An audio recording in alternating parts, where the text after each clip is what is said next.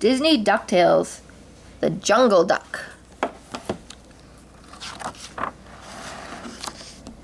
The plane carrying Scrooge McDuck and his nephews, Launchpad McQuack and Miss Beakley, flew over the jungle on its way to the legendary silver bird statue. As the plane prepared to land, a tear slid down Miss Beakley's cheek. "Are you all right?" asked Dewey. "It's nothing, just an old memory," she exclaimed. "When I was a nanny for Prince Greydrake, this plane disappeared over this very jungle. He was never seen again. He would have been crowned king on his 25th birthday, the day after tomorrow." After the plane landed, they took a small boat up the river, but only after Scrooge had bargained for the lowest price. Trees lined both sides of the river. "Watch out for crocodiles," warned Scrooge. They sailed deeper into the jungle. When it got dark, they stopped in a clearing for the night. They ate tropical fruit for dinner. "Delicious," said Launchpad. "Let's get some sleep," said Scrooge. "We have a long way to go, and we better start early in the morning." No one knew it, but someone or something watched them while they slept. Miss Beakley woke up when she felt something brush across her feet. She looked up frightened. "Where am I?" she wondered. She found herself in a rickety bed in the branches of a tree. 2 monkeys were tickling her feet. "How did I get here?" she asked herself, holding on to a creeping vine. She slipped to the ground and went to find the others. As she walked through the jungle, she met a lion. "Help!" screamed Miss Beakley. The lion was about to jump on her when a huge duck swung down on a vine, landing right between the old lady and the lion. The duck fought off the lion and sent him running back into the jungle. Then the duck beat his chest and roared. "Amazing," said Miss Beakley. The duck picked up Miss Beakley and carried her back to the treehouse, swinging from vine to vine. There he handed her a piece of fruit. "I don't understand," said Miss Beakley, frightened. "Miss Beaky, cook food for me," said the duck.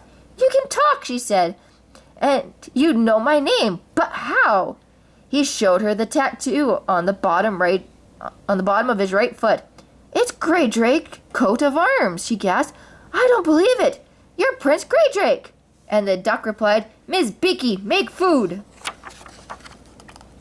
Meanwhile, Launchpad, Scrooge, and his nephews were searching for Miss Beakley, afraid for her safety. "Maybe an elephant has eaten her," said Dewey. "Elephants are plant eaters," said Huey. "She was probably attacked by a lion." "Stop it, you two," said Scrooge. "We've got to find her before—" Oh! Suddenly, they were surrounded by fierce men carrying spears.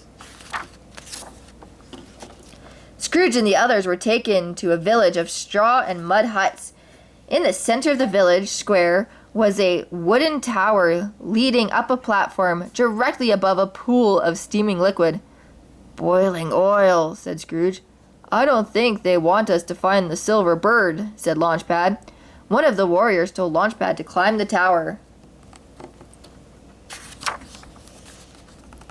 Launchpad climbed the steps nervously, the warrior pushing him from behind.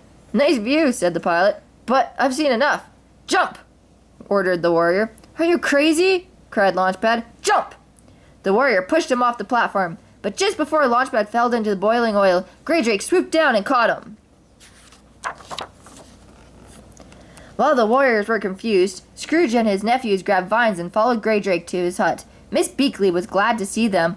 "Thank you for finding them, Greydrake," she said. "Greydrake strong, Greydrake safe," boasted the duck.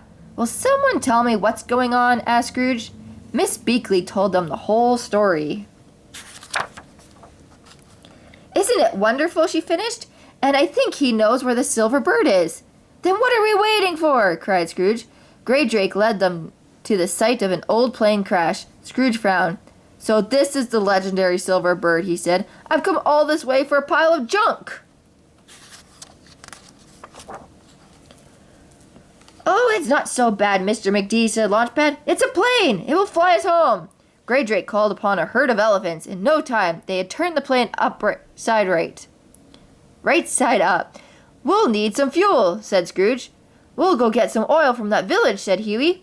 While Launchpad worked on the plane, Miss Beakley boiled the oil to make gasoline. By nightfall, the plane was ready. "We'll go first thing in the morning," said Scrooge. "What about Greydrake?" asked Miss Beakley. "We have to leave him here." No, we must take him home, said Miss Beakley. He is King Greydrake now. Suddenly, spears and arrows were flying all around them. The warriors have found us, shouted Scrooge. To the plane, hurry! The jungle duck was with them when the plane took off. The next day, they landed in the capital of Czechoslovakia and learned that Greydrake's evil uncle, Goosepimple, was about to have himself crowned king. Scrooge and the others got there just in time to stop the ceremony. Wait, cried Scrooge. Here is the real king. The jungle duck held up his uncle in the air. Look, cried one of the ministers, pointing to Greydrake. He has Greydrake crest on the sole of his foot.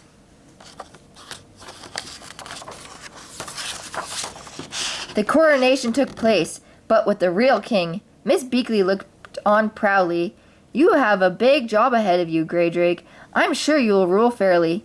Yes, Miss Beaky, he answered. I teach people things you teach me.